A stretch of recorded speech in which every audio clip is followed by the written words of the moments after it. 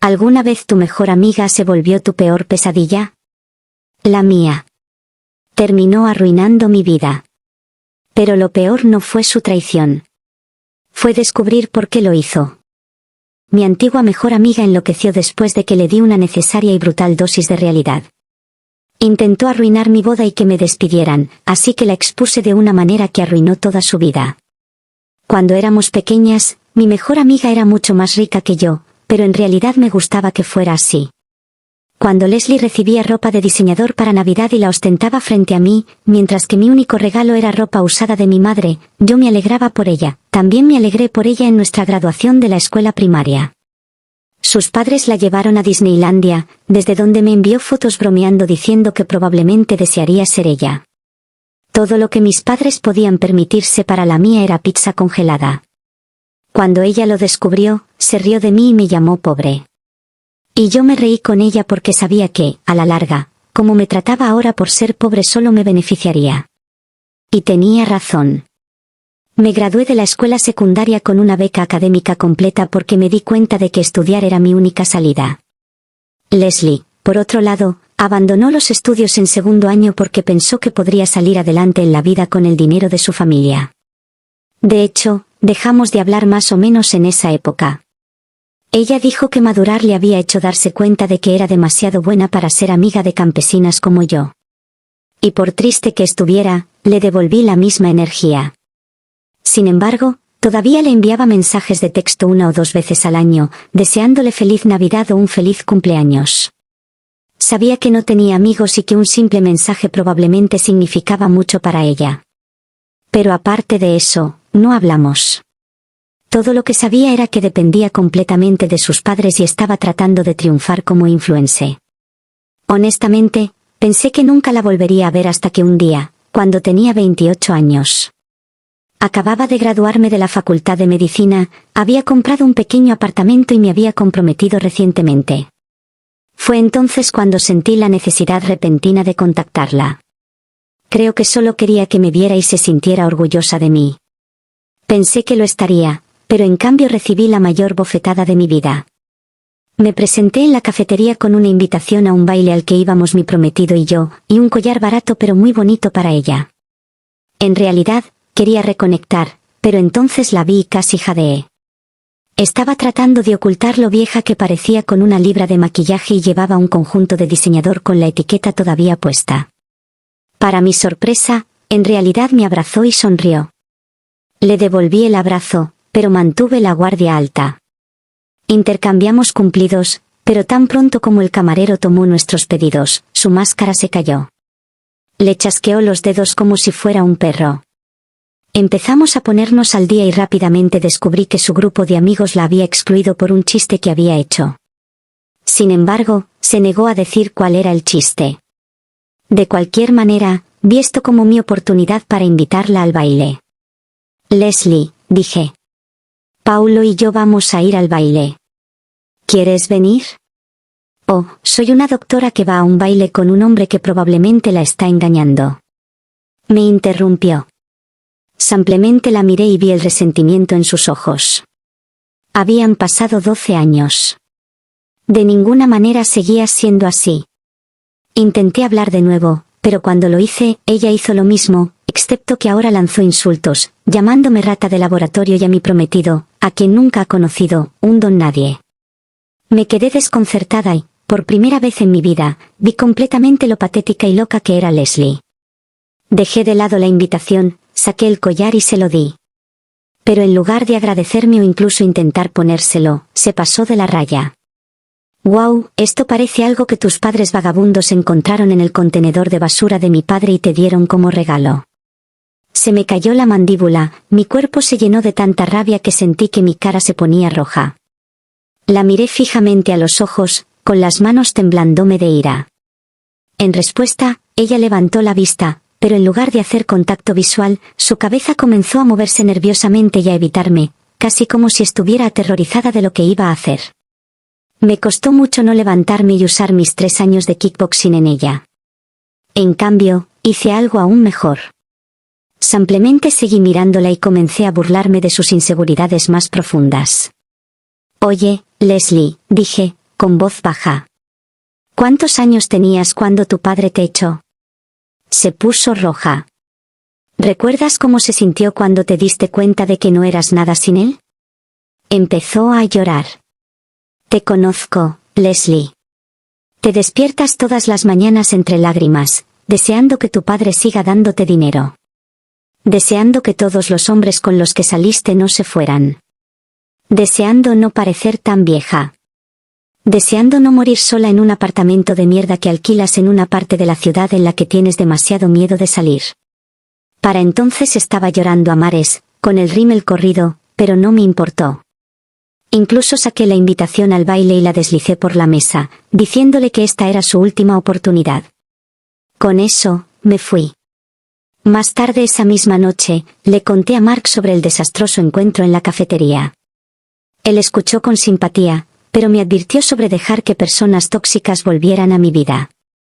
Algunas relaciones no valen la pena ser rescatadas, dijo. Asentí, pensando que eso era el final. Probablemente Leslie no me contactaría de nuevo después de lo que le había dicho. 2 días después, mi teléfono sonó con un mensaje de Leslie. Era una larga disculpa por su comportamiento en la cafetería. Afirmaba que había estado pasando por un momento difícil y que injustamente se había desquitado conmigo. El mensaje terminaba con ella aceptando mi invitación al baile de caridad. Le mostré el mensaje a Mark, todavía insegura. ¿Qué piensas?, pregunté. Él frunció el ceño mirando mi teléfono. La gente no cambia de la noche a la mañana, pero es tu decisión. Después de pensarlo, decidí darle a Leslie una última oportunidad. Respondí que podíamos empezar de nuevo, pero necesitaba que respetara los límites. No más comentarios insultantes sobre mi vida o mi familia. Ella aceptó de inmediato. Llegó la noche del baile de caridad. Estaba nerviosa por volver a ver a Leslie, pero también esperanzada de que quizás estuviera genuinamente arrepentida. Mark y yo llegamos temprano ya que yo estaba en el comité organizador. El lugar se veía impresionante. El Museo de Arte Histórico del centro se había transformado con una iluminación elegante y arreglos florales. Cuando Leslie entró 1 hora después, casi no la reconocí. Se veía absolutamente hermosa con un vestido azul oscuro que probablemente costaba más que mi alquiler mensual. Pero lo más importante es que su comportamiento era completamente diferente. Estaba sonriendo cálidamente, agradeciendo al personal y comportándose como un ser humano normal y educado.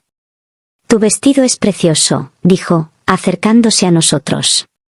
Y tú debes ser Mark. He oído mucho sobre ti. Mark me dirigió una mirada de sorpresa, pero le estrechó la mano cortésmente. Durante la cena, Leslie fue una compañía agradable, haciendo preguntas reflexivas sobre el trabajo de Mark y elogiando mi anillo de compromiso. Empecé a pensar que quizás realmente había reflexionado sobre su comportamiento y quería cambiar. Luego, fui al baño y escuché algo que me heló la sangre. Leslie estaba hablando con una de las miembros de la junta del hospital, una mujer con la que trabajaba estrechamente. Sí, la conozco desde la infancia, decía Leslie. De hecho, la orienté durante la facultad de medicina. Estaba teniendo dificultades con algunos de los conceptos avanzados, pero siempre he tenido un don para la medicina. Soy cirujana en Memorial ahora. Me quedé paralizada junto a los lavabos. Leslie no era doctora. Ni siquiera había terminado la escuela secundaria, por lo que yo sabía. Estaba mintiendo descaradamente sobre mí y sobre ella a mis colegas. Esperé hasta que la miembro de la junta se fue y luego confronté a Leslie. ¿Qué estás haciendo? No eres doctora y ciertamente nunca me orientaste. El rostro de Leslie se descompuso por un segundo antes de recuperarse. Solo estaba tratando de encajar con tus elegantes amigos doctores. Todos parecen tan impresionados por las credenciales. Mintiendo sobre mí, sobre ti. Estos son mis colegas, Leslie. Mi reputación importa aquí. Ella comenzó a llorar, lo que inmediatamente me hizo sentirla mala, aunque claramente ella estaba equivocada. Solo quería sentirme importante por una vez, sollozó. Todos aquí son tan exitosos y yo no lo soy. Contra mi mejor juicio, me ablandé. Vamos a tomar un poco de aire, sugerí, sin querer armar una escena. Voy a buscar unas bebidas y te veo en la terraza. Fui a la barra a buscar agua, necesitando un minuto para procesar lo que acababa de suceder. Cuando regresé para encontrar a Leslie, la vi rodeada de un grupo de mis colegas de la universidad. Estaban mirando su teléfono y luego mirándome a mí con expresiones extrañas. Al acercarme, alcancé a ver lo que estaban mirando. Fotos mías, fotos embarazosas de la infancia que ni siquiera sabía que todavía existían. Leslie estaba en medio de una historia sobre cómo me había orinado en la cama en una pijamada cuando tenía 12 años, algo que nunca había sucedido. Leslie, dije bruscamente, ¿puedo hablar contigo un minuto? Ella me siguió a un rincón tranquilo, con una expresión totalmente inocente. ¿Qué pasa? ¿Sabes exactamente qué pasa? ¿De dónde sacaste esas fotos? Oh, las he tenido desde siempre, dijo con indiferencia. Solo los recuerdos que guardé. Pensé que a tus amigos les gustaría ver tu verdadero yo. ¿El verdadero yo? Estás inventando historias para humillarme. Leslie se inclinó cerca, bajando la voz. Tú me humillaste en la cafetería. ¿Pensaste que no habría consecuencias? Antes de que pudiera responder, ella retrocedió y su comportamiento cambió por completo. Siento mucho lo de las fotos, dijo en voz alta para que cualquiera que estuviera escuchando pudiera oír. No me di cuenta de que te molestarían. Las borraré ahora mismo. Hizo como si borrara las fotos de su teléfono, pero algo me decía que tenía copias. Mis instintos gritaban que había cometido un terrible error al invitarla. El resto de la noche, traté de mantener a Leslie a la vista, pero ella seguía alejándose para hablar con diferentes colegas. Alcancé a escuchar fragmentos de conversaciones. Nada abiertamente dañino, pero insinuaciones sutiles de que habíamos sido amigas mucho más cercanas de lo que éramos, con ella siempre en el papel de mentora. Me estaba empezando a doler la cabeza por el estrés cuando ocurrió el desastre. Leslie y yo estábamos cerca de las mesas de la subasta silenciosa cuando accidentalmente me empujó, derramando su copa llena de vino tinto por la parte delantera de mi vestido color crema. ¡Ay, Dios mío, qué torpe soy!, exclamó, haciendo un gran teatro al intentar ayudar, cuando en realidad solo estaba extendiendo más la mancha. El vestido estaba arruinado. Había sido hecho especialmente para el evento, y yo tenía previsto hablar más tarde sobre la campaña de recaudación de fondos para el ala de pediatría. Ahora parecía que había tenido un accidente. Varios de los donantes del hospital observaban con preocupación. Intenté restarle importancia riendo, pero sentía que se me acumulaban las lágrimas de frustración. Necesito ir a limpiarme, murmuré, dirigiéndome al baño. Mark me siguió, con el rostro tenso de ira. Eso no fue un accidente, dijo una vez que estuvimos solos. La estaba observando. Lo cronometró perfectamente cuando ese grupo de donantes se estaba mirando. Asentí, dando toquecitos a la mancha sin esperanza.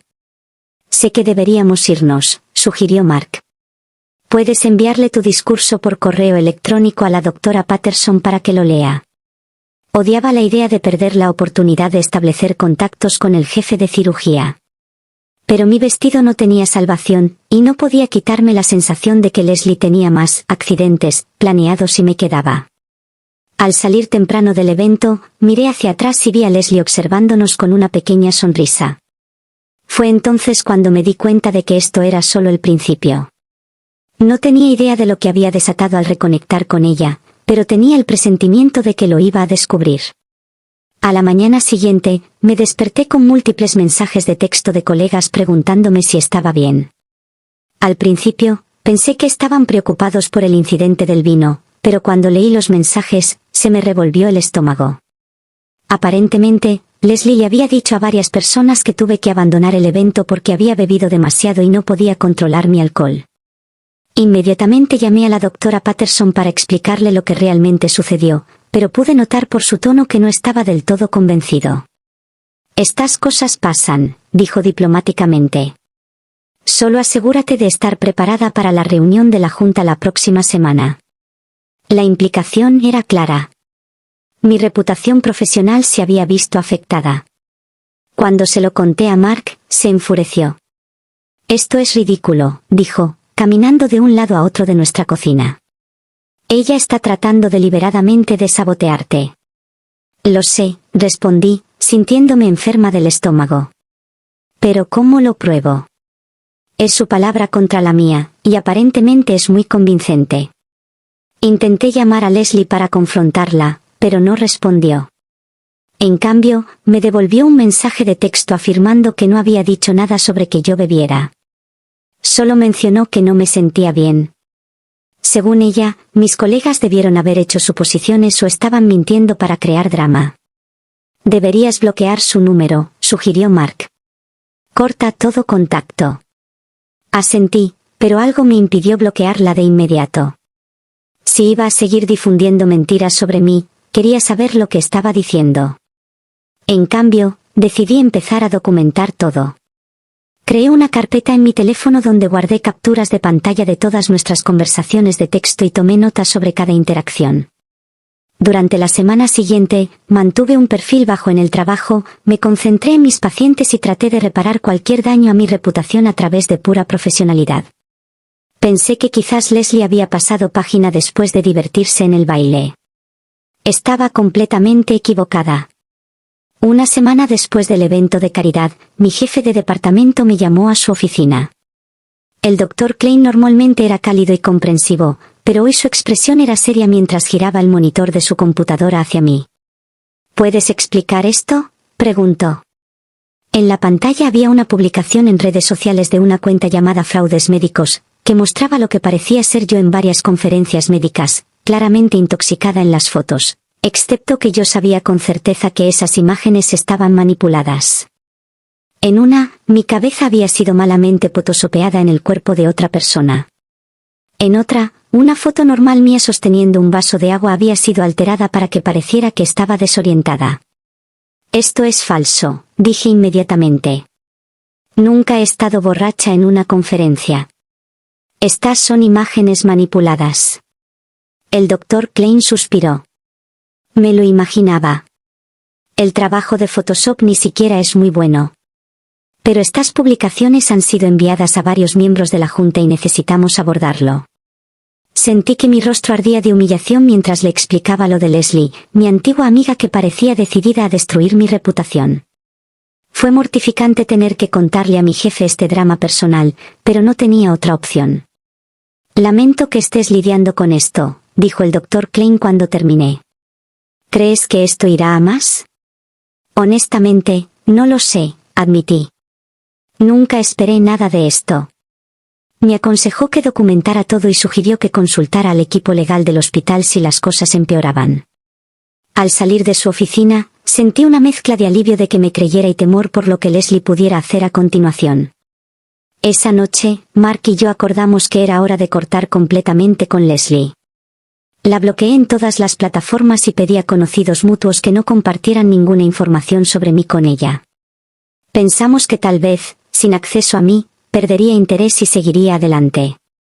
Durante un par de semanas, las cosas parecieron calmarse. No aparecieron más publicaciones falsas en redes sociales y los chismes en el trabajo disminuyeron gradualmente. Empecé a relajarme, centrándome en cambio en los planes de nuestra próxima boda. Habíamos reservado un hermoso lugar para el otoño, una mansión histórica con jardines que se llenarían de colores otoñales. El depósito había sido un esfuerzo económico, pero valía la pena por el lugar de nuestros sueños. Entonces, una tarde, recibí una llamada del lugar. Doctora Thompson, soy Andrei de Bellevue Manor. La llamo para confirmar su cambio de fecha del 15 de octubre al 3 de diciembre y para informarle que hemos procesado la cancelación de su depósito de catering según lo solicitado. Sentí como si el suelo se abriera bajo mis pies. Yo no solicité ningún cambio, dije, con la voz temblorosa. Nuestra boda sigue programada para el 15 de octubre. Hubo una pausa incómoda. Bueno, tengo aquí el formulario de solicitud de cambio firmado por usted hace 3 días. La madre de su prometido vino a hacer los arreglos. La madre de mi prometido vive en Colorado, dije rotundamente. No ha estado en la ciudad en meses. Después de un confuso intercambio, la verdad salió a la luz. Alguien que decía ser yo había concertado una cita con el lugar, de alguna manera los convenció de que era yo, a pesar de no parecerse en nada a mí, e hizo cambios significativos en los arreglos de nuestra boda. El lugar incluso había reembolsado nuestro depósito de catering a una tarjeta de crédito diferente, lo que significaba que habíamos perdido miles de dólares. Necesito ver las imágenes de seguridad, insistí, y necesitamos restaurar todos los arreglos originales de inmediato. El gerente se disculpó, pero se mantuvo firme en que necesitaban una identificación adecuada para realizar cualquier cambio. Mark y yo condujimos hasta allí de inmediato, con nuestras identificaciones en mano, sintiéndonos enfermos de preocupación de que nuestra fecha ya estuviera reservada por otra persona. Afortunadamente, nuestra fecha original todavía estaba disponible. El gerente se horrorizó cuando se dio cuenta de lo que había sucedido y trabajó con nosotros para restaurar todo. Sin embargo, tuvimos que pagar tarifas de urgencia para restablecer nuestro pedido de catering original. Cuando nos mostró las imágenes de seguridad, mis sospechas se confirmaron. Era Leslie con el pelo teñido y gafas, pero inconfundiblemente ella. Vamos a presentar una denuncia policial, dijo Mark con decisión mientras nos íbamos. Esto ha ido más allá del acoso hasta el fraude real. La policía tomó nuestro informe, pero no fue particularmente alentadora. Sin que Leslie admitiera que se había hecho pasar por mí, dijeron que sería difícil probar que no era solo un malentendido. Nos aconsejaron que emprendiéramos acciones civiles en su lugar. 3 semanas antes de nuestra boda, la situación se intensificó dramáticamente.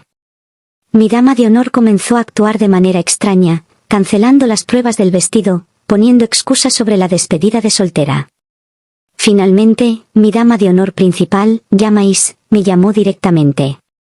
Necesito preguntarte algo, dijo, con una voz inusualmente seria. ¿Tú y Mark están teniendo problemas? Porque si necesitas hablar, estoy aquí para ti. Confundida, le pregunté a qué se refería. Fue entonces cuando me reenvió un correo electrónico que había recibido de una cuenta anónima. Contenía capturas de pantalla de mensajes de texto supuestamente entre Mark y otra mujer junto con una nota que decía, pensé que la novia debería saberlo. Los mensajes de texto eran completamente inventados. Mostraban a Mark diciéndole a esta mujer lo infeliz que era conmigo y planeando reunirse con ella en un hotel. Los mensajes ni siquiera sonaban como él y el número de teléfono que se mostraba no era el suyo, pero eran lo suficientemente convincentes como para preocupar a mis damas de honor. Pasé horas por teléfono tranquilizando a cada una de mis amigas confundidas de que mi relación era sólida y los mensajes eran falsos. Mientras tanto, Mark estaba devastado de que su carácter estuviera siendo atacado. Siempre se había enorgullecido de su integridad y la idea de que la gente pudiera pensar que estaba engañándome le resultaba insoportable. ¿Quién hace esto?, preguntó esa noche, caminando de un lado a otro de nuestro apartamento. ¿Quién pone tanto esfuerzo en lastimar a otra persona? No tenía una buena respuesta. El nivel de malicia que mostraba Leslie iba más allá de lo que podía entender. Esto ya no era una venganza mezquina. Era un esfuerzo concentrado para destruir mi vida. Mi primo Joseph trabajaba en seguridad cibernética y me puse en contacto con él para pedirle ayuda.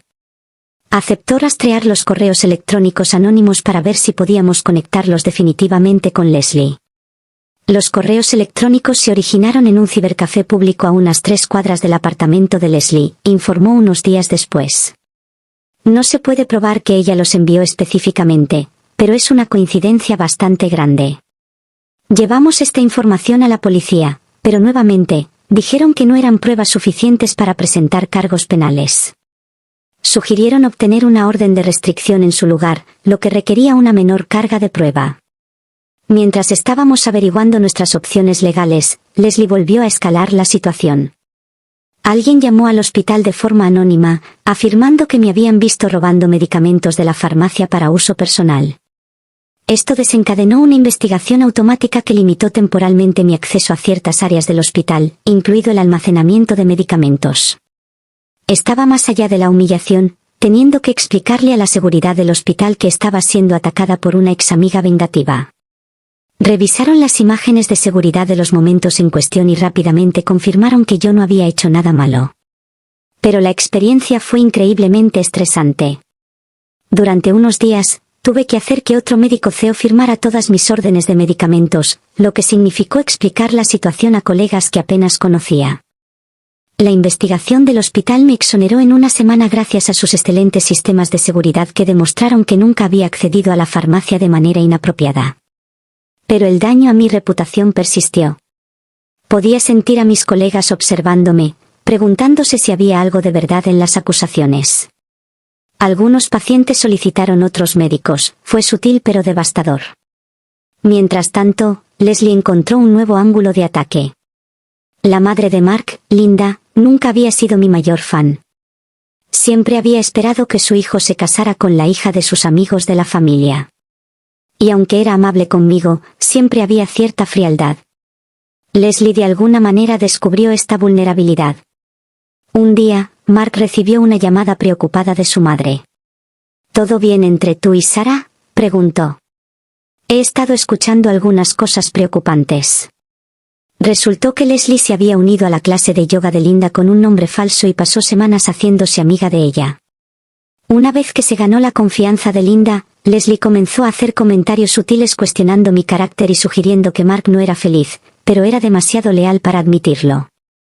Parecía tan sincera, le dijo Linda a Mark cuando él la confrontó al respecto. Dijo que te conocía de la universidad y que solo estaba preocupada. Mark estaba furioso. Mamá, te he dicho lo feliz que soy. ¿Por qué le creerías a una extraña antes que a mí? La situación llegó a un punto crítico cuando un día pasé por el estudio de yoga y vi a Leslie salir con Linda. La reconocí de inmediato a pesar de su nuevo peinado. Sin pensar, estacioné y la confronté en el estacionamiento. ¿Qué estás haciendo con mi futura suegra?, exigí. Leslie puso una expresión confusa. No sé de qué estás hablando. Solo estoy tomando una clase de yoga. Deja de mentir, Leslie. Sé exactamente lo que estás haciendo. Ella se encogió de hombros, luciendo irritantemente tranquila. Pareces muy paranoica, Sarah.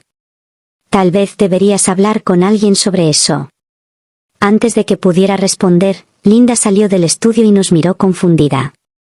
Leslie aprovechó la oportunidad para escabullirse, dejándome a mí para explicarle todo a Linda. Afortunadamente, cuando le mostré a Linda fotos de Leslie y pruebas de su campaña de acoso, me creyó. Se horrorizó al darse cuenta de que había sido manipulada y se disculpó por dudar de mí. Fue un alivio aclarar las cosas, pero agotador tener que defenderme constantemente.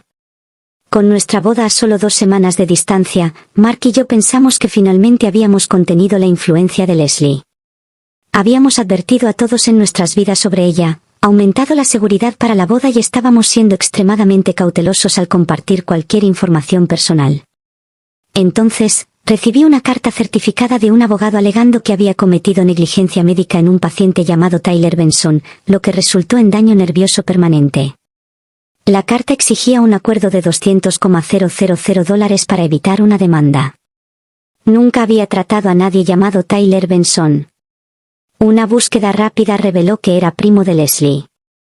Mark y yo contactamos inmediatamente a nuestro propio abogado, quien nos informó que, si bien el reclamo era obviamente fraudulento, necesitábamos responder oficialmente. Posponemos nuestra luna de miel a Japón para lidiar con la amenaza legal, perdiendo miles en reservas no reembolsables. Nuestro abogado envió una respuesta contundente señalando que los registros del hospital demostrarían que nunca había tratado a este paciente y amenazando con contrademandar por presentar un reclamo frívolo. El abogado contrario retiró el caso rápidamente, sugiriendo que en realidad no habían verificado el reclamo antes de enviar la carta. Pero el estrés estaba pasando una seria factura. Tenía problemas para dormir, sobresaltándome con cada notificación en mi teléfono. Mark instaló cámaras de seguridad adicionales en nuestro apartamento después de que encontramos nuestro coche rayado en el estacionamiento. Ambos perdimos peso por la ansiedad constante. Justo cuando pensé que las cosas no podían empeorar, descubrí que alguien había creado un sitio web completo dedicado a exponerme como una doctora peligrosa. El sitio presentaba testimonios de pacientes inventados que afirmaban que había arruinado procedimientos simples, actuado de manera poco profesional o recetado medicamentos incorrectos. Algunas de las historias eran tan detalladas que parecían creíbles, especialmente porque mezclaban detalles reales sobre mi especialidad médica. El sitio ocupaba un lugar destacado en los resultados de búsqueda de mi nombre. Las citas de nuevos pacientes disminuyeron en un 30% en solo 2 semanas, ya que las personas que me investigaban encontraban este espectáculo de terror en lugar de mi perfil hospitalario legítimo. Necesitamos contratar a alguien para arreglar esto, insistió Mark después de que me derrumbé llorando cuando un paciente canceló su cita, haciendo referencia explícitamente a algo que había leído en línea. Encontramos un servicio de gestión de reputación que se especializaba en ayudar a profesionales a lidiar con la difamación en línea. No eran baratos, varios miles de dólares por adelantado, más cuotas mensuales continuas. Pero yo estaba desesperada. Mi carrera lo era todo para mí. Había trabajado demasiado duro para dejar que Leslie la destruyera con mentiras. Desafortunadamente, los esfuerzos de la empresa de gestión de reputación inicialmente empeoraron las cosas. Sus intentos de promocionar contenido positivo sobre mí y señalar el sitio falso para que lo eliminaran atrajeron más atención a las acusaciones. Los grupos de Facebook de la comunidad local comenzaron a discutir si yo era realmente una doctora peligrosa. Con gente opinando que habían oído cosas, aunque nunca habían sido mis pacientes, tuve que tragarme mi orgullo y pedir a mis colegas que escribieran testimonios positivos sobre trabajar conmigo, lo cual fue profesionalmente humillante. La mayoría me apoyó, pero pude notar que algunos se preguntaban si había algo de verdad en los rumores. Donde hay humo, hay fuego, parecía ser la suposición tácita. El estrés también estaba afectando nuestra relación. Mark y yo estábamos exhaustos e irritables. Habíamos pasado de planificar la boda de nuestros sueños a solo querer que terminara antes de que Leslie pudiera causar más daño. Simplemente adelantemos la fecha y hagamos algo pequeño, sugirió Mark después de otro día agotador de control de daños. Solo nuestra familia inmediata, en algún lugar donde Leslie no espere. Odiaba la idea de dejarla ganar cambiando nuestros planes, pero la practicidad se impuso. Reprogramamos para el fin de semana siguiente en nuestro lugar original, diciéndole solo a nuestros familiares más cercanos la nueva fecha. Perdimos otro depósito, pero pareció valer la pena por algo de tranquilidad. La noche anterior a la nueva fecha de nuestra boda, el lugar llamó en pánico. Los inspectores de sanidad habían aparecido por una denuncia anónima, alegando que había una infestación de roedores en la cocina, aunque no encontraron nada. Las regulaciones requerían una inspección completa antes de que la instalación pudiera servir comida nuevamente, lo que no podría suceder a tiempo para nuestra boda. Perdimos nuestro lugar y el depósito del catering. Con menos de 24 horas para nuestra boda, la prima de Mark, Elizabeth, ofreció su patio trasero como alternativa. No era el lugar de ensueño que habíamos planeado, pero en ese momento, solo queríamos casarnos sin más drama. A pesar de todo, la pequeña boda en el patio trasero resultó hermosa. El modesto jardín de Elizabeth tenía algunos rosales y un pequeño patio. Nada como los extensos terrenos de la mansión, pero íntimo y sincero con solo nuestra familia más cercana presente. El entorno más pequeño enfatizó que estábamos rodeados solo de personas que realmente se preocupaban por nosotros. Sin embargo, justo cuando estábamos intercambiando votos, un automóvil estacionado al otro lado de la calle comenzó a tocar la bocina continuamente y a poner música a todo volumen. El hermano de Mark y 2 amigos fueron inmediatamente a investigar mientras nosotros apresurábamos nuestros votos. A través de la conmoción, pude ver a Leslie sentada en su coche, con una sonrisa maliciosa en su rostro mientras interrumpía nuestra ceremonia. Cuando el hermano de Mark llegó a su coche, ella se marchó, dejándonos con un vídeo de boda parcialmente arruinado por las bocinas de los coches. Esa fue la gota que colmó el vaso. Al día siguiente, fuimos directamente a nuestro abogado e insistimos en tomar acciones legales más enérgicas. Antes había dudado, diciendo que los casos de acoso eran difíciles de probar y costosos de seguir, pero ahora estuvo de acuerdo en que teníamos suficientes incidentes documentados para solicitar una orden de restricción. Pasamos nuestra luna de miel reuniendo pruebas, organizando la documentación de cada incidente de los últimos meses y preparándonos para el juicio. No fue el comienzo romántico del matrimonio que habíamos imaginado, pero trabajar juntos contra un enemigo común al menos reforzó nuestra relación. El proceso de la orden de restricción fue más complicado de lo que esperaba. Tuvimos que demostrar un patrón de acoso y probar que Leslie representaba una amenaza creíble. Afortunadamente, habíamos documentado meticulosamente todo: el fraude del lugar de la boda, el sitio web falso de reseñas médicas, los mensajes de texto falsificados, la reclamación falsa de negligencia médica y las declaraciones de testigos, incluida la madre de Mark y mis damas de honor, quienes habían recibido los correos electrónicos falsos. Justo cuando pensábamos que estábamos progresando, Leslie presentó su propia orden de restricción contra mí, alegando que yo era quien la acosaba. Según su presentación, yo estaba obsesionada con ella y la había estado acosando durante meses, apareciendo en lugares que frecuentaba y difundiendo mentiras sobre ella a conocidos mutuos. Tuvimos que asistir a una audiencia judicial extremadamente incómoda donde Leslie presentó sus pruebas fabricadas, fotos manipuladas que sugerían que la había estado siguiendo, mensajes de texto inventados e incluso un diario falso que supuestamente documentaba su miedo hacia mí. Claramente, había puesto tanto esfuerzo en construir esta narrativa alternativa como en acosarme. Afortunadamente, el juez vio a través de sus afirmaciones. Nuestras pruebas eran sustanciales y verificables, mientras que las de Leslie se desmoronaron bajo un escrutinio mínimo. El juez concedió mi orden de restricción, exigiendo que Leslie se mantuviera al menos a 150 metros de mí, mi casa y mi lugar de trabajo. Desestimó su contrapetición y le advirtió sobre las consecuencias de presentar denuncias falsas. Salí del juzgado sintiéndome reivindicada, pero no particularmente aliviada.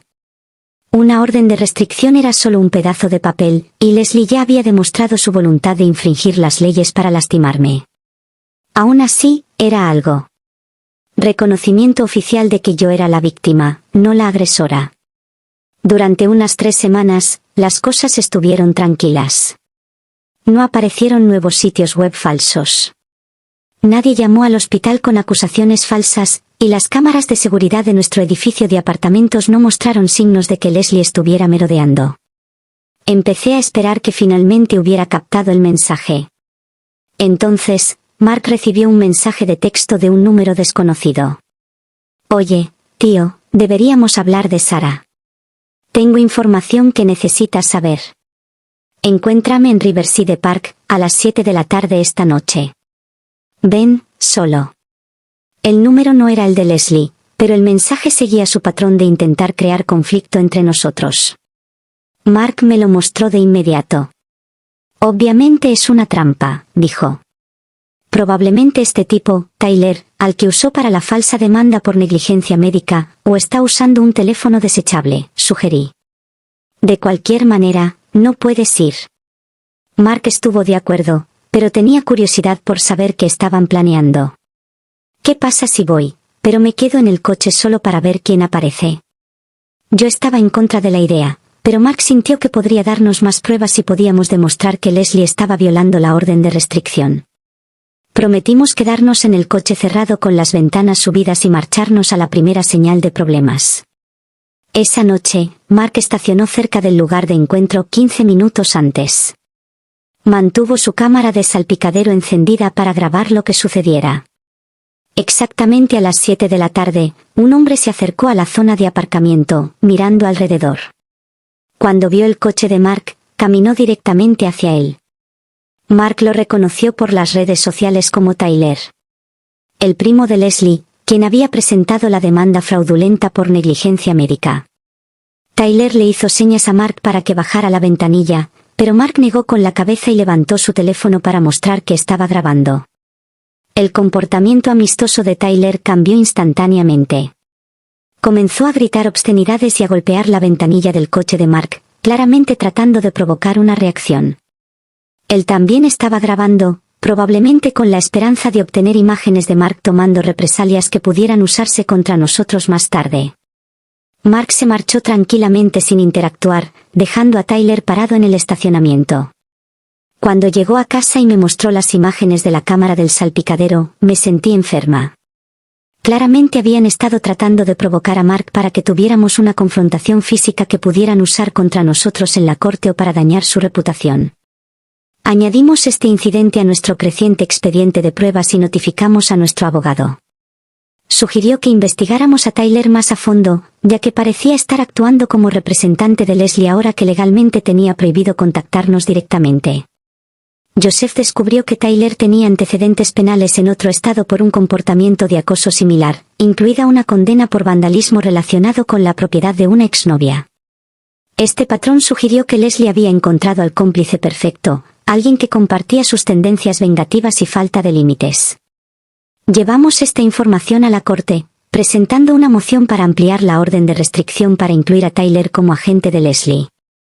Leslie apareció para impugnarlo, haciéndose la víctima y alegando que estaba siendo perseguida por mi venganza contra ella.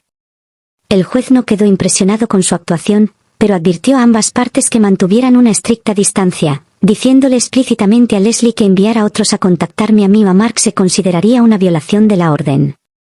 Durante los siguientes 2 meses, las cosas estuvieron relativamente tranquilas. Leslie parecía estar respetando la orden de restricción ampliada, y comenzamos a relajar ligeramente nuestra vigilancia. Mark y yo finalmente hicimos un viaje de fin de semana a una cabaña junto a un lago cercano. No la luna de miel japonesa que habíamos planeado, pero al menos un breve escape del estrés. Mientras estábamos fuera, mi madre llamó llorando. Alguien había arrojado piedras contra las ventanas delanteras de su casa en medio de la noche con notas adjuntas que decían: «Tu hija arruina vidas». Conduje inmediatamente a casa de mis padres, devastada de que Leslie hubiera dirigido su atención hacia ellos. Papá trató de restarle importancia diciendo que era un vandalismo aleatorio, pero mamá estaba claramente afectada. A los 65 años, no deberían tener que lidiar con este tipo de estrés y miedo. Presentamos otra denuncia policial e instalamos cámaras de seguridad en su casa. Los oficiales locales estaban más preocupados que la policía de la ciudad, prometiendo aumentar las patrullas en el área. Aún así, me preocupaba constantemente que mis padres estuvieran ahora en el punto de mira de Leslie.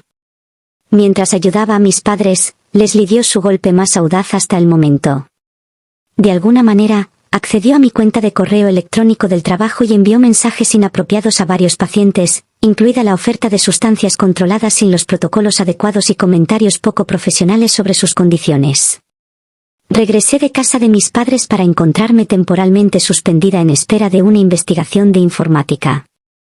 El hospital se tomaba las quejas de los pacientes extremadamente en serio, y los correos electrónicos parecían haber provenido genuinamente de mi cuenta.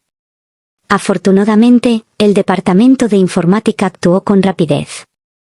Determinaron que los correos electrónicos se enviaron desde una dirección IP no asociada con ninguna computadora del hospital ni con mi red doméstica.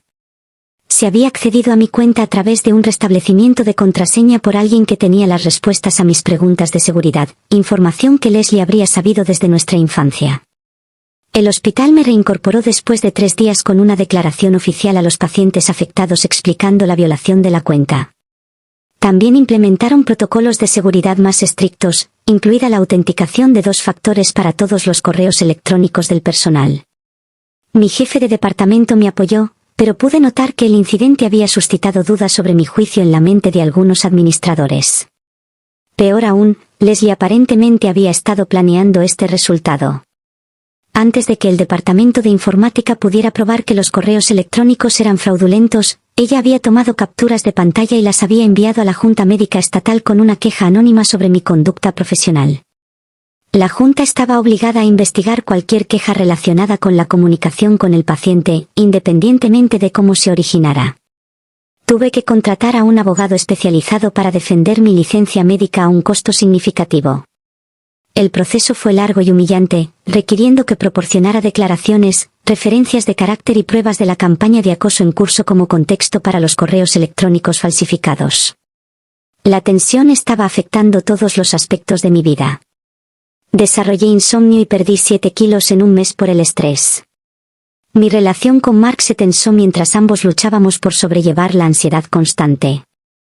Después de una noche particularmente mala en la que tuve un ataque de pánico, pensando que oía a alguien fuera de nuestro apartamento, Mark sugirió que consideráramos mudarnos a otra ciudad. Podríamos empezar de nuevo en algún lugar donde Leslie no sepa, sugirió suavemente. Nuevos trabajos, nuevo hogar, nuevo comienzo. Una parte de mí se sintió tentada. La idea de escapar de la vigilancia constante era atractiva, pero otra parte de mí estaba furiosa ante la idea de ser expulsada de la vida que tanto me había costado construir. No voy a dejar que gane, dije con firmeza. Esta es mi carrera, mi hogar, mi vida. No voy a huir. En cambio, desarrollamos un plan integral para reunir pruebas concluyentes del acoso de Leslie.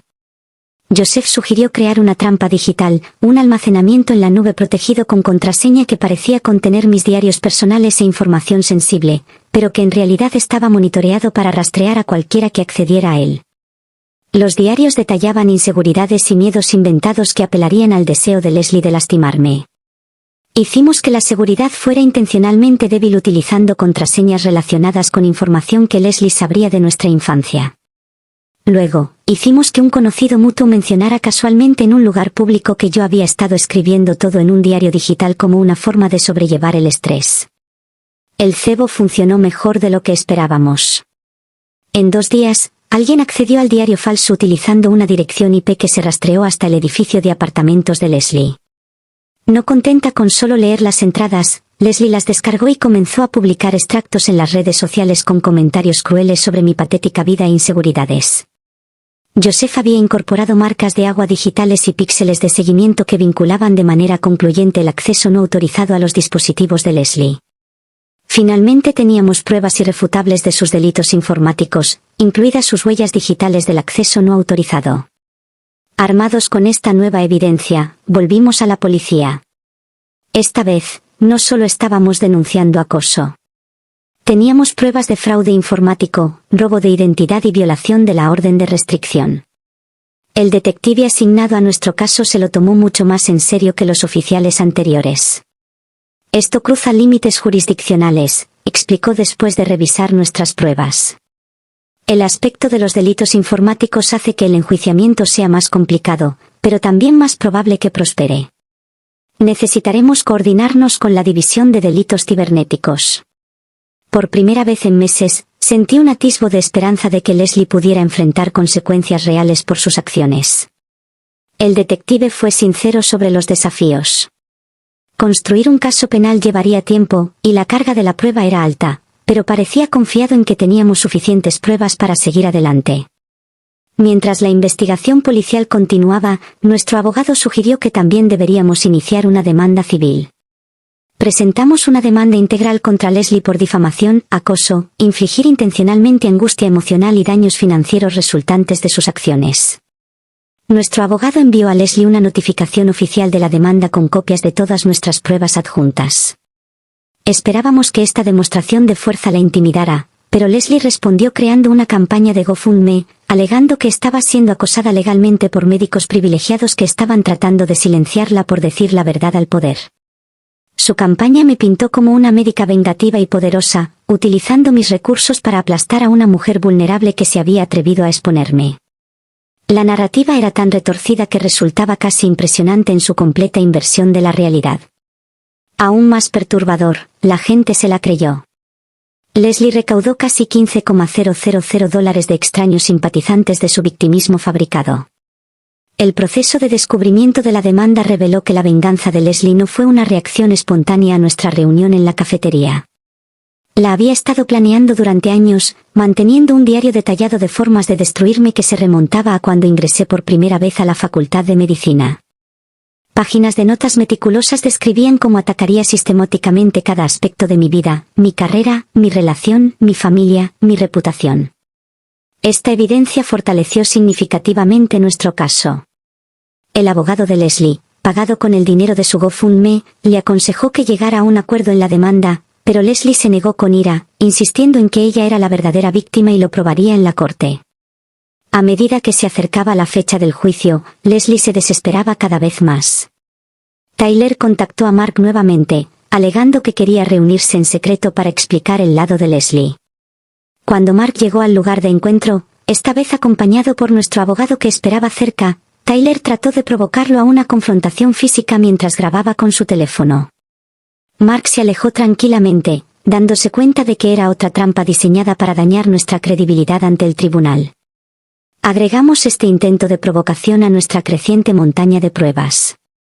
2 semanas antes de la fecha del juicio, Leslie hizo su movimiento más audaz hasta el momento.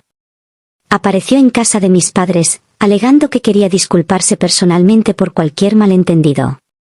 Mi padre, sin reconocerla por las pocas fotos que había visto, la dejó entrar antes de que mi madre se diera cuenta de quién era. Leslie aprovechó el breve acceso para tomar fotos dentro de la modesta casa de mis padres. Más tarde las publicó en línea con subtítulos burlándose de sus muebles destartalados y su patético estilo de vida, comparándolo con la lujosa casa de sus padres. Esta violación de la orden de restricción fue la pieza final que necesitábamos. La policía emitió una orden de arresto contra Leslie, quien ahora había cometido un delito penal al ingresar a la casa de mis padres en contra de las órdenes judiciales. Leslie evadió el arresto durante 3 días, durante los cuales envió un frenético correo electrónico masivo a mi empleador y colegas, alegando que yo había fabricado todo como parte de un elaborado complot para arruinarla. Pero su desaparición solo la hizo parecer culpable. Cuando finalmente fue arrestada en una estación de autobuses, aparentemente tratando de huir de la ciudad, pocos creyeron sus protestas de inocencia.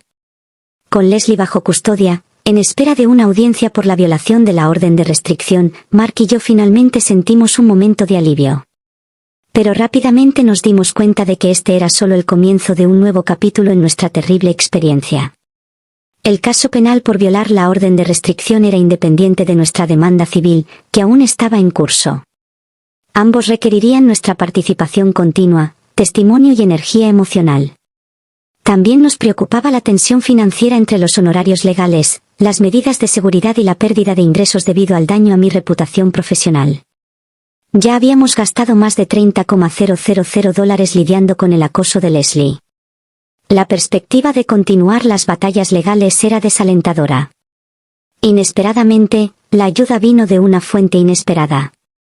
El Dr. Klein, el socio principal de mi hospital que me había apoyado durante toda la terrible experiencia, nos conectó con un abogado pro bono especializado en casos de acecho. El abogado había trabajado anteriormente con varios profesionales de la salud atacados por individuos vengativos y le apasionaba ayudar a las víctimas de este tipo de acoso.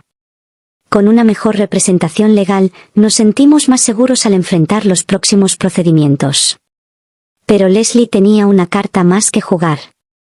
Después de ser liberada bajo fianza con condiciones estrictas, incluido el monitoreo con tobillera, convenció a sus padres de contratar a un abogado agresivo que alegó que tenía problemas de salud mental no diagnosticados que explicaban su comportamiento.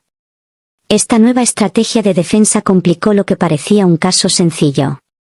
El abogado de Leslie argumentó que necesitaba tratamiento, no castigo, y que sus acciones fueron el resultado de condiciones no tratadas en lugar de una intención maliciosa. La evaluación de salud mental ordenada por el tribunal concluyó que, si bien Leslie tenía rasgos significativos de personalidad narcisista, era plenamente consciente de sus acciones y sus consecuencias. No calificaba para una defensa por demencia o capacidad disminuida. Sin embargo, su abogado utilizó hábilmente el diagnóstico para generar simpatía pública, retratando a Leslie como una mujer con problemas que necesitaba ayuda en lugar de una atormentadora calculadora. Nosotros respondimos haciendo testificar a mi terapeuta sobre la grave ansiedad y depresión que había desarrollado debido al acoso de Leslie. El daño psicológico era real y continuo, independientemente del estado mental de Leslie al infligirlo. A medida que se acercaba la fecha del juicio, el abogado de Leslie ofreció un acuerdo que incluía una orden de silencio que me impedía discutir el caso públicamente. Los términos requerirían que Leslie pagara una suma modesta por daños, se sometiera a terapia y mantuviera la orden de restricción, pero yo tendría prohibido legalmente compartir mi experiencia con otros. Mark pensó que deberíamos aceptarlo. Finalmente podríamos seguir adelante, argumentó. No más fechas de corte, no más revivir el trauma. Pero aceptar significaría que las acciones de Leslie permanecerían ocultas para otros a quienes pudiera atacar en el futuro. Significaba enterrar la verdad a cambio de una resolución pacífica. Después de una cuidadosa consideración, rechazamos la oferta a pesar de la advertencia de nuestro abogado sobre la imprevisibilidad de los juicios. El escenario estaba listo para una confrontación final en la corte donde se expondría toda la extensión de la campaña de Leslie y finalmente tendría la oportunidad de buscar justicia por el caos que había causado. Cualquiera que fuera el resultado, estaba lista para enfrentarla una última vez y dejar atrás esta pesadilla. El final de la venganza de la amiga rica. El juicio comenzó un lunes lluvioso por la mañana. Sentí un nudo en el estómago al entrar en la sala del tribunal. Leslie estaba sentada en la mesa de la defensa luciendo perfectamente arreglada con un modesto vestido azul. Su cabello recogido en una simple coleta. No se parecía en nada a la mujer glamorosa y vengativa que nos había estado aterrorizando. En cambio, Parecía la hija inocente de alguien que había sido acusada injustamente. Supe de inmediato que esta era una imagen calculada para el juez y cualquier posible miembro del jurado. Cuando Leslie me vio, me dirigió una mirada triste y herida como si yo fuera quien la había lastimado. Me hirvió la sangre, pero Mark me apretó la mano, recordándome que mantuviera la calma. Nuestro abogado comenzó presentando metódicamente la campaña de Leslie contra nosotros. Presentó la evidencia cronológicamente, comenzando con el incidente del baile de caridad y siguiendo con cada ataque creciente. La expresión del juez se volvió cada vez más perturbada a medida que el patrón se hacía evidente. El abogado de Leslie la retrató como una amiga de la infancia incomprendida que solo quería reconciliación. Mi cliente simplemente se acercó para reconectar con una vieja amiga, argumentó. La respuesta hostil de la doctora Thompson desencadenó la reacción emocional de mi cliente, ciertamente inapropiada pero comprensible. Casi me reí a carcajadas ante este ridículo giro. Afortunadamente, nuestro abogado estaba preparado. Presentó las entradas del diario de Leslie, planeando mi destrucción, completas con marcas de tiempo que mostraban que eran anteriores a nuestra reunión en la cafetería en años.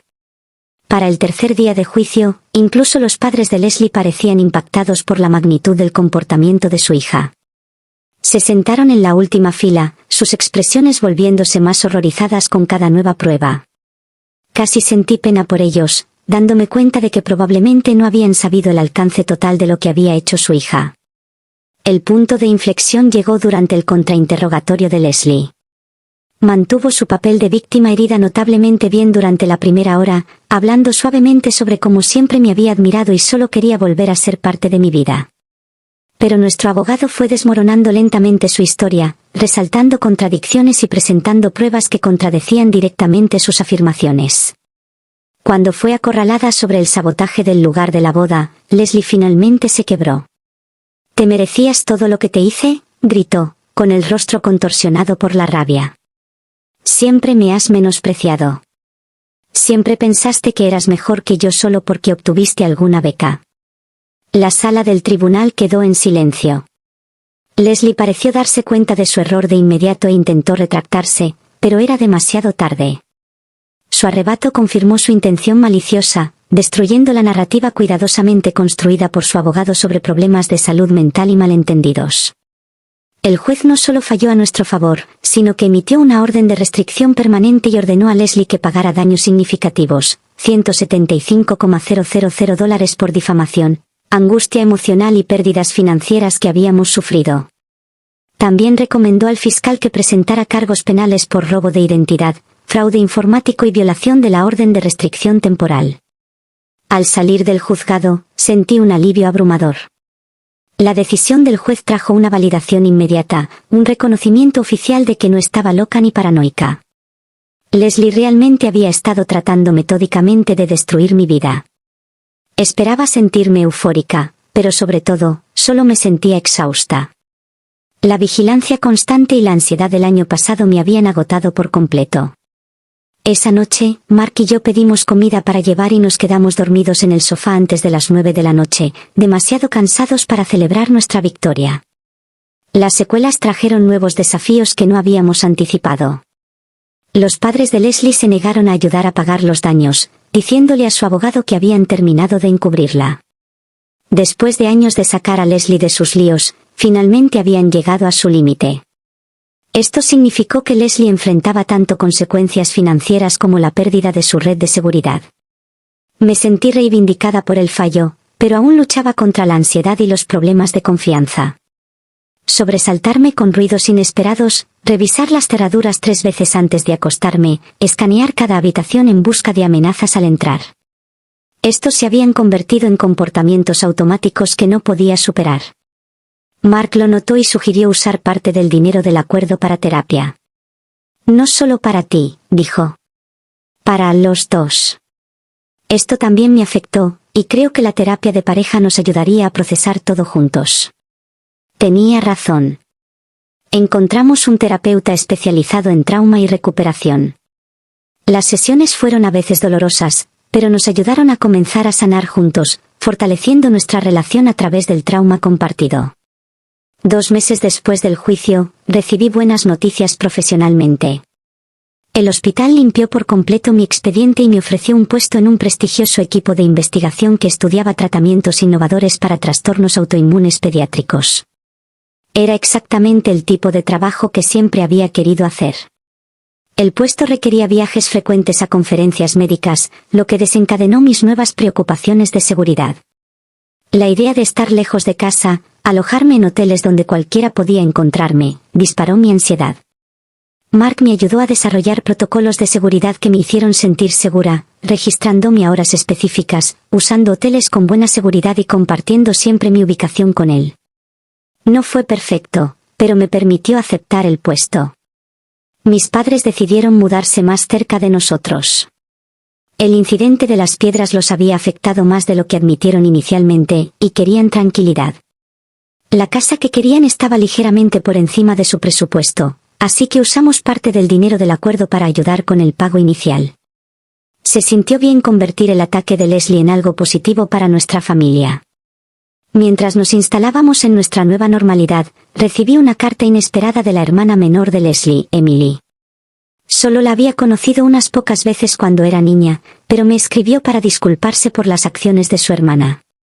He visto cómo los celos de Leslie hacia ti la consumen durante años, escribió. Guardó recortes de periódico cuando obtuviste tu beca y luego tu aceptación en la Facultad de Medicina. Estaba intensamente obsesionada con tus logros. La carta fue amable, pero también contenía una advertencia de que Leslie había estado diciéndole a la gente en la cárcel que se vengaría una vez que expirara la orden de restricción. Documentamos esta amenaza y trabajamos con nuestro abogado para extender la orden de restricción por 3 años adicionales.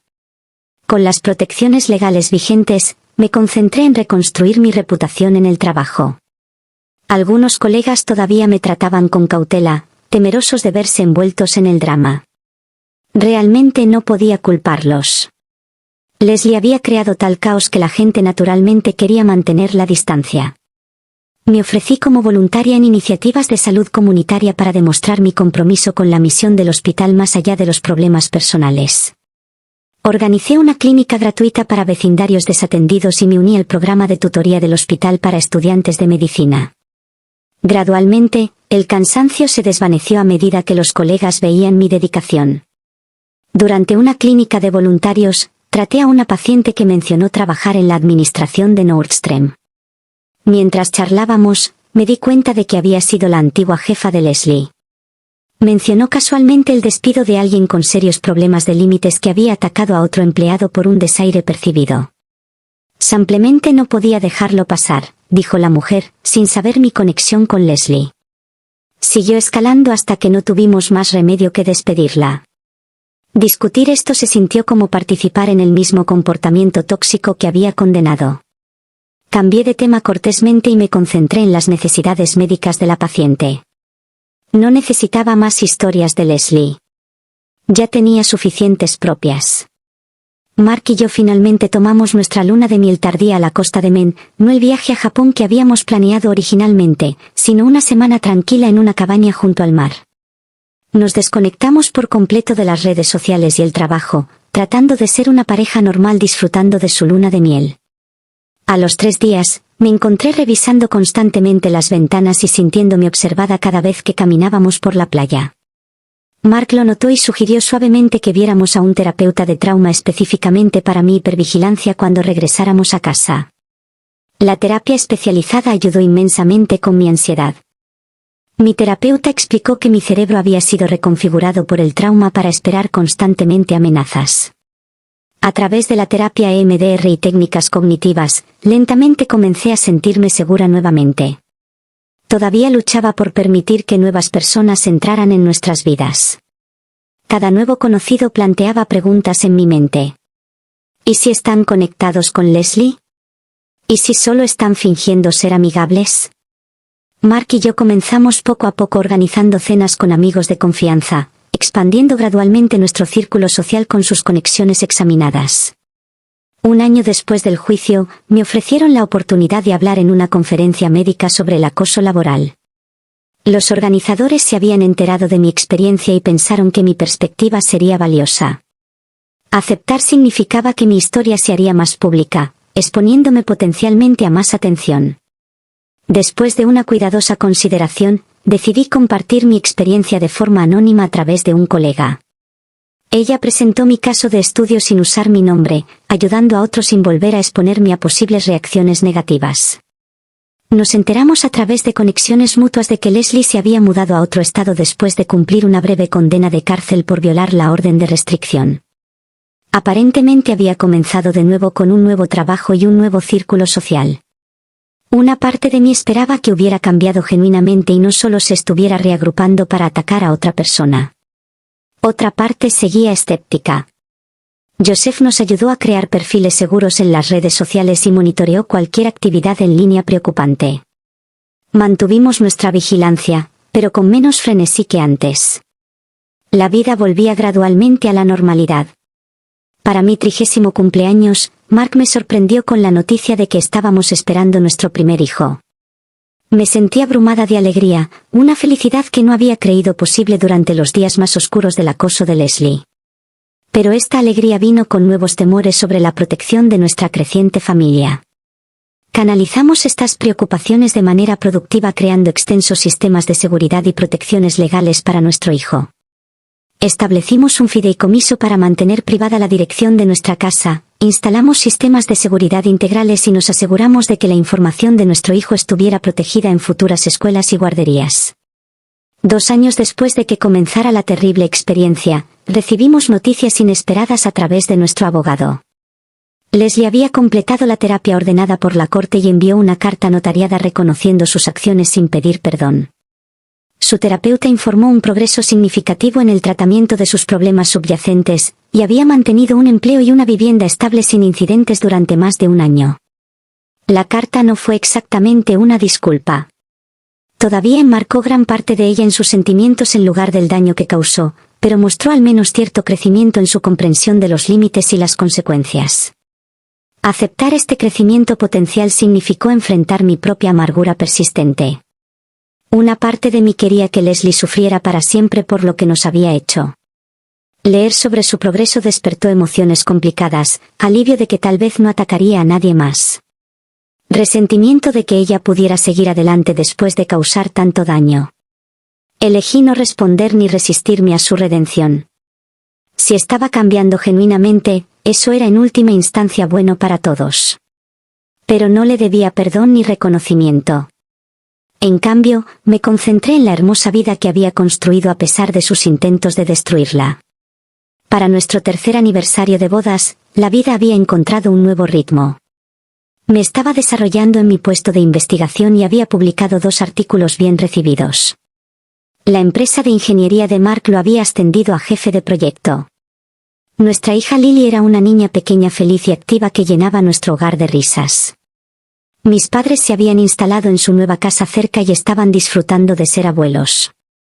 La hipervigilancia se desvaneció gradualmente.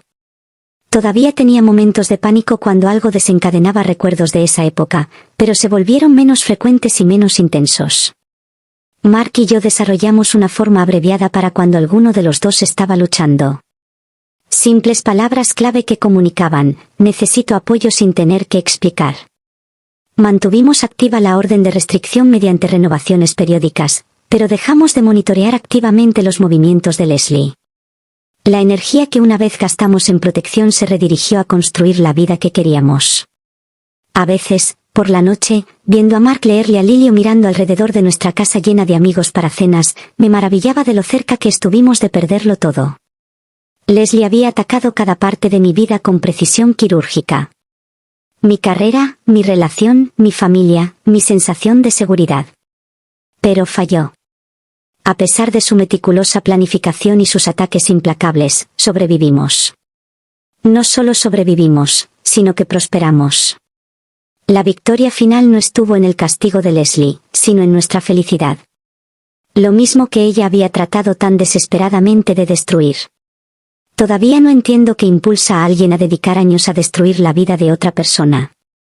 El nivel de odio y fijación que mostró Leslie va más allá de la emoción humana normal. Pero he dejado de tratar de darle sentido. Algunos misterios no tienen respuestas satisfactorias, y seguir buscándolas solo te mantiene atrapado en el pasado. En cambio, me concentro en la gratitud por lo que tengo. Un esposo amoroso que estuvo a mi lado durante la peor experiencia de mi vida. Una hermosa hija que representa todas nuestras esperanzas para el futuro. Padres que nos apoyan incondicionalmente. Una carrera que me realiza. Y el conocimiento de que soy más fuerte de lo que jamás supe. Leslie permanece atrapada en su pasado hasta que realmente cambie. Yo he seguido adelante. Bien, y con eso hemos llegado al final de este vídeo.